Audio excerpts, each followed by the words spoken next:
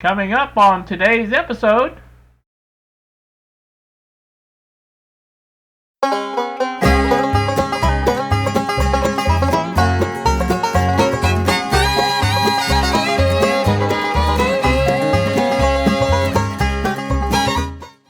good day, YouTube, and welcome back to DERB. We are at the bench once more. In front of you, you can see this is not the little bastard.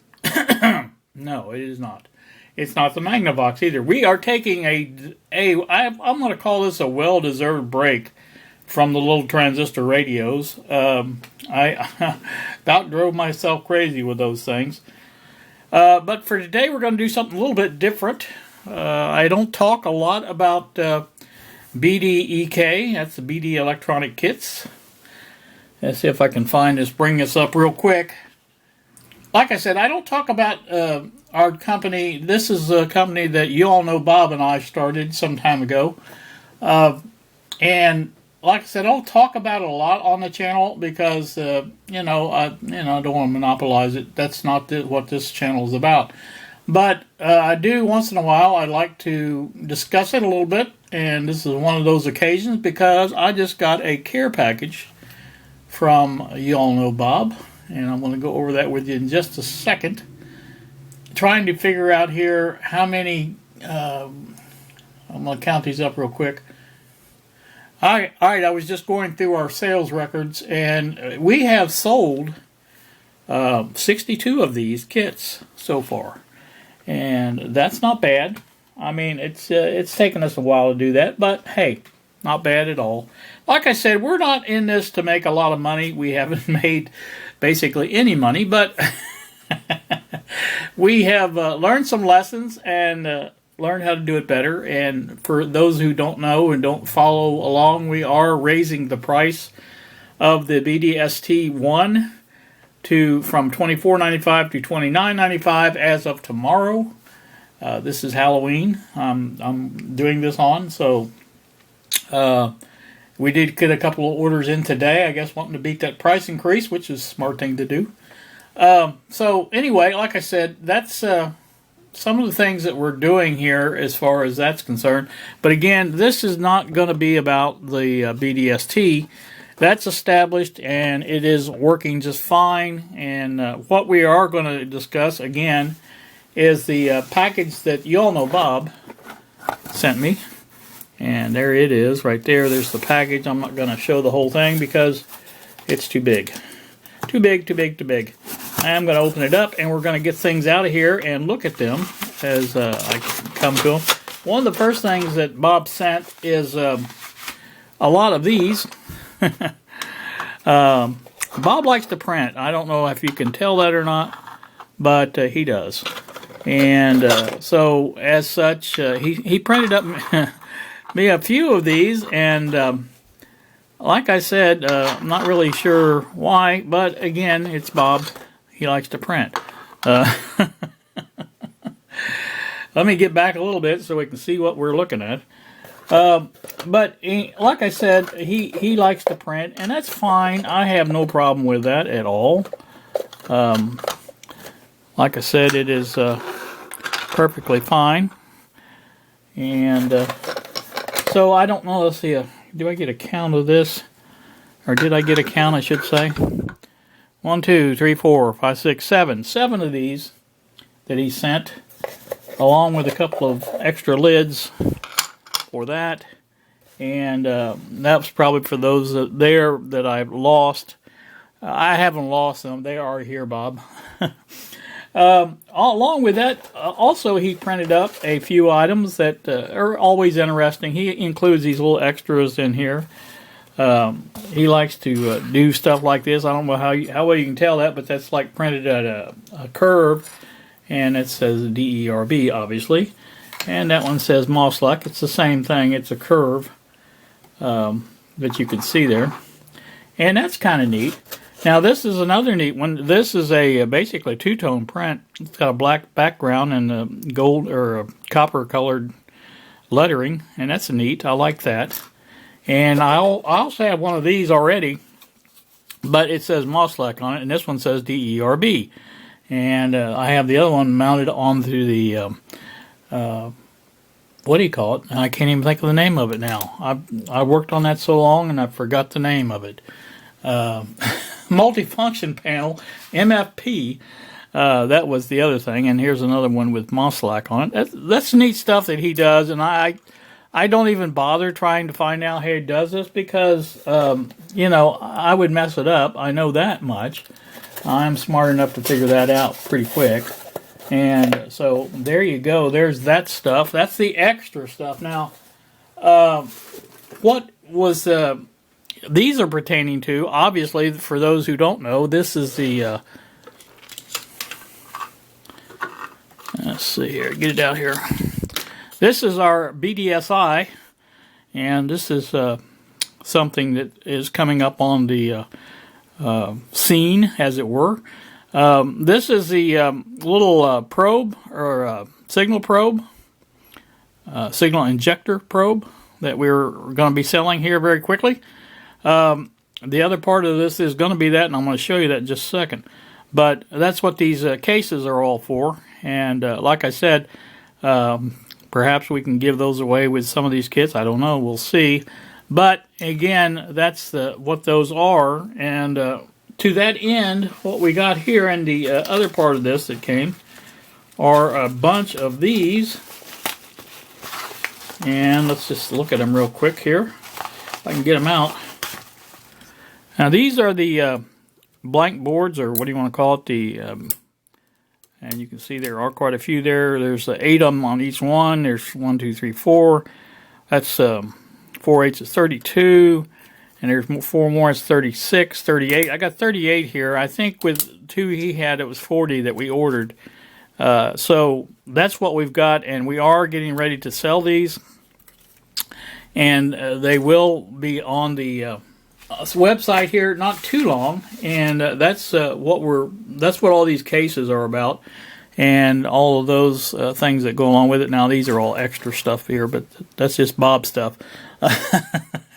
Now, along with the case that Bob has made up here, which is these here, I've also been active in trying to develop a case, and I'll move this stuff over just real quick. And there is some of the prototypes for it.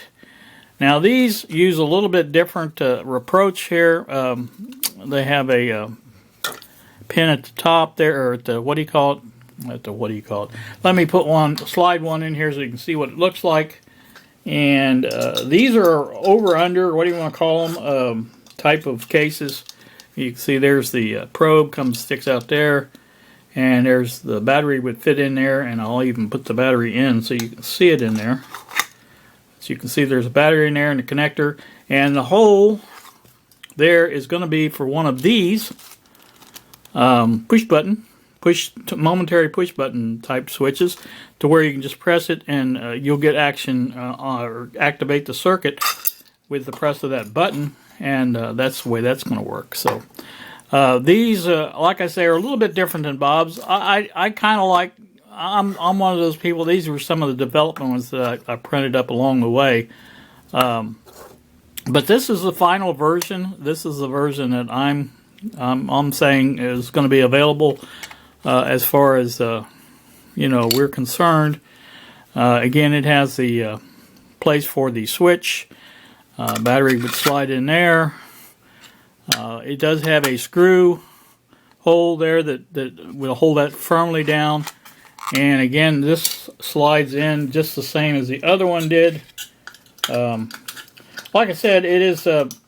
This is what my vision of it is this, because. I just think that, I don't know, it just to me it works better. I don't know why, but I just think it does. And like I said, there you go. There's a look at that one. So, like I said, there's the end of it. Wires will fit over here. There's a slot there for them to go into, and then you put your end on it, put the screw in it, and tighten it down, and it is nice and firm and holds together. And that's, like I said, this is easy enough to get to if you've got your finger there, or even if you're holding it this way, you can use your middle finger to do it that way. that works really nice, and I like that. And like I said, one of these designs, well, actually, both of the designs will be available. Bob has yet to incorporate a switch hole in his, and he hasn't decided on the switch as a means of controlling his, and we'll wait and see how that comes out. But like I said, it's easy enough to put a hole in any of those, anywhere you want. So, like I say, that's going to be what we're looking at as far as what we're going to be selling here very, very shortly. And that's like I say, these are going to be priced, and I'm gonna put up a little commercial that I made, a little ad, and I don't know if this will be the final version of it for sure, or if we're leaving something out, but I'm going to include that here and let you look at it.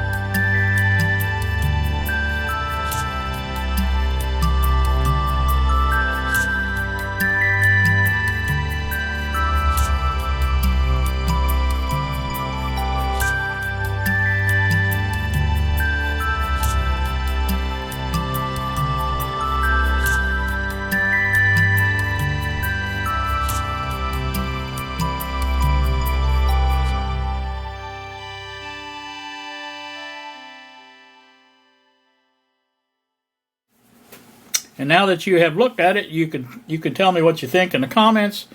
But like I said, that's what we're offering these at $19.95, and that includes the board and all the parts to populate the board. By the way, the boards are just one of these thick. I guess you can tell there's two of them there. But like I said, that's what it will be. And again, you do even get the little pin, the T-pin probe with it, and the switch comes with it as well. So that all is included. And like I said, that's what you get. And like I said, it works. Obviously, if you watch the little commercial there, you can see how well it works. And again, that's what we're going to be offering very shortly. I don't have all the parts for it yet. I do have most of the parts. This is one thing I don't have. I only have the ones that I showed you here just a second ago, 3 or 4 of these. And we have to have more of those. But once those come in, we will be able to go ahead and ship these out because we have all the rest of the parts for them. And so that is coming up. So that will be a good thing to watch for. And also, in addition to that, I have another item to show you. So let me get to that real quick. So now, also, in addition to the items I just showed you on the video there, this was included. This is the new Simple AM Plus transmitter board. And like I said, that is going to be what the remainder of this video is going to be about. We are going to put one of these together. Hopefully I have all the parts. Bob thinks I do. So going to put one of these together and see how it works. And I do have other ones to send out. I believe we're going to send these out to the beta testers. And the first round, that didn't go as well as planned. We had about a 50% success ratio on these, and due to that, Bob decided it was time for a little redesign on this, and that's what we have done. So, like I say, without too much further ado, I'm going to go ahead and populate the board and put everything together, and we'll go from there and see how this works. So stay tuned for that. Alright, well, just like that, magic of video, this is done. Took me a couple of hours to do it because there were some problems I ran into, some changes that were made that I don't have components for. And we've got that straightened out now, and I think everything is hunky-dory. So, now we need to test it. That's the whole reason I built this, so I can test it. So, anywho, let me get set up, get my antenna. I've got my antenna laying around here somewhere. I just put it somewhere. The other day I was taking things down and trying to find things that I needed for this and that and everything else, and took it down, so now I need to put it back up. Alright, we'll be back. Alright, well there you go. That's playing with no tuning at all, basically. Of course the radio is just right over here. It's not very far away. But like I said, it is playing what's on the phone here.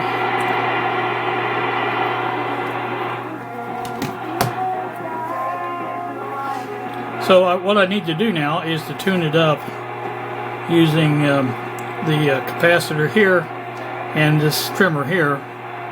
And once I get that done, then we can test a little long distance of it. Not saying it'll work great, but like I said, last time it worked fairly well. I was more than happy with it.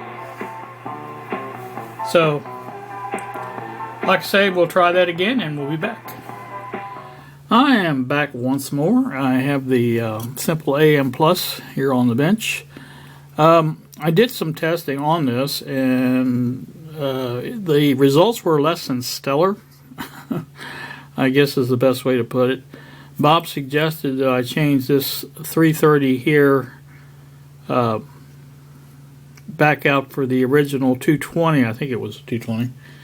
And see if that made any difference. So I've got my soldering iron heating up, and we're going to do that. Now I did get it to work somewhat in the same place that I did the last one, which was in the living room, you know, where I always sit by my computer. It does work. I may put a little snippet of that in here. I don't know. We'll see. Alright, well this is about the best I can do. Fairly clear. Fairly strong. Voltage is at about 3.8. And like I said, that's the best I've gotten so far. I found one solder joint on the board that didn't look like it was too good, so I retouched it up. So, I don't know, that's about it, Bob. About the best I can do, I think. like I say, it's not bad. I don't want to get too close, the camera messes it up. I'm about 4 feet away from the radio. Alright. It doesn't work as good as it did, I don't think. And it may be all in my head, but you know. So he suggested changing that out and seeing if that made a difference or not. So that's what we're going to do. And let me get that done real quick, and we'll come back and test it again. I had several problems as well. There was a couple of solder joints that was not the best, and some other problems as well. So I've got those corrected now. And like I said, I'm going to go ahead and change that one, and we'll see what happens. Alright, well, you can hear this is the result at the bench. Now we're going to take and go into the other room and do the same thing in there, hopefully, and get the same system. Now these are YouTube friendly items playing on the thing. The peak meter on the voltage is reading 8.46 volts right at the moment. You can hear there is a hum, depending on where you kind of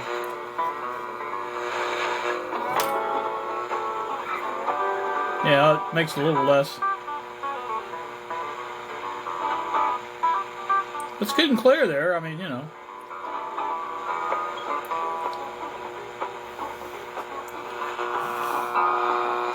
Not sure what that hum could be.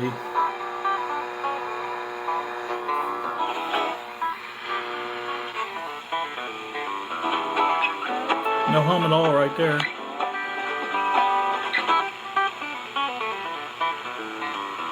Like I say, let's go into the other room and see what we get in there. Now there's your result. I've got it playing. No change in the dial at all. Alright, well here we are back in the other room again. As you can hear, it's playing fine in here. But again, this is right next to, basically right next to it. So I'm not really sure what the problem is. It did a lot better on the other one in my book, in the first one. So I don't know. Let's see. I don't know if we're getting the range that we need to get. Now Bob seems to think it works better than this, so I don't know. We're kind of up and down on this thing. So, but again, that is what the results I've got. But like I said, this is what we've been going through with this Simple AM Plus. We're not getting consistent results on the design. I don't know what that means as far as what the future holds for this device. But I do know that it is not working consistently enough to put it out as a kit. My book, you know, you send it out to whoever, wherever, and it doesn't work. You know, that you're going to get a lot of complaints, obviously. And as I told you before, we got about a 50% good, bad on the last one. So I think there's more work needs to be done on this. I think that's my opinion. My opinion only. Bob has not weighed in yet. Bob likes to not give up as easy as I do on things. So I don't know. We'll see. But like I said, that's really going to do it, because that's all I can do. I can test it. I can try it out, and if it doesn't work, well, you know, then where do we go from here? That's kind of on Bob, and Bob knows that. So so anyway, again, it worked. The other one worked better for me, the original one. This one was the board here for it. It worked just fine. But again, half the people it didn't work for. So, you know, when you have, like I say, you have results like that, 50% is not very good, you know. I would say if everybody but one had problems, okay, that's good. But, you know, half of the people not having good results, that's not so good. So, and until we get those worked out, it's not going to be ready. But now, again, on the BDSI, a signal injector. I believe that one is pretty good to go. It's working very well, and like I said, I think we're going to go ahead and go with that and get that up on the for sale. Anywho, like I said, I've talked long enough. You guys have a great day. Thank you so very much for watching, and we will see ya.